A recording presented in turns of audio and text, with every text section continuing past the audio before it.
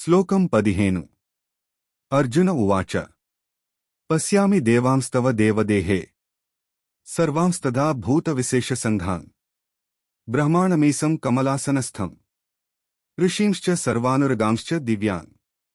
అర్జునుడు శ్రీకృష్ణుని విశ్వరూపాన్ని చూస్తూ ఇలా అంటున్నాడు.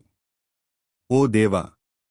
నీ దివ్య శరీరమునందు సమస్త దేవతలను, రకరకాల ప్రాణి సముదాయాలను నేను చూస్తున్నాను.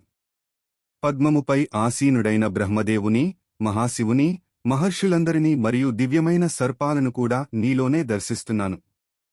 విశేషం: భగవంతుడి విశ్వరూపంలో ఈ సృష్టిలోని చరాచర జగత్తు అంతా ఇమిడి ఉందని, బ్రహ్మ మొదలుకుని పాము వరకు ప్రతిదీ ఆయన శరీరంలో భాగమేనని అర్జునుడు ఈ శ్లోకం ద్వారా వివరిస్తున్నాడు. ఇది భగవంతుని సర్వవ్యాప్త స్థితికి నిదర్శనం. శ్లోకం 16 అనేక బాహూదర వక్త్రనేత్రం పశ్యామి త్వాం సర్వతోనంత రూపం నాంతం న మధ్యం న పునస్తవాదిం పశ్యామి విశ్వేశ్వర విశ్వరూప. ఓ విశ్వేశ్వర! ఓ విశ్వరూప! అనంతమైన రూపాలు కలిగిన నిన్ను నేను దర్శిస్తున్నాను. నీకు అనేకమైన చేతులు, ఉదరాలు, ముఖాలు మరియు నేత్రాలు ఉన్నాయి. నీవు అంతటా వ్యాపించి ఉన్నావు.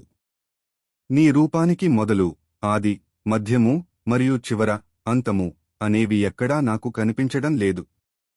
విశేషం: ఈ శ్లోకం భగవంతుని అపరిమితమైన శక్తిని మరియు సర్వవ్యాప్తతను తెలియజేస్తుంది.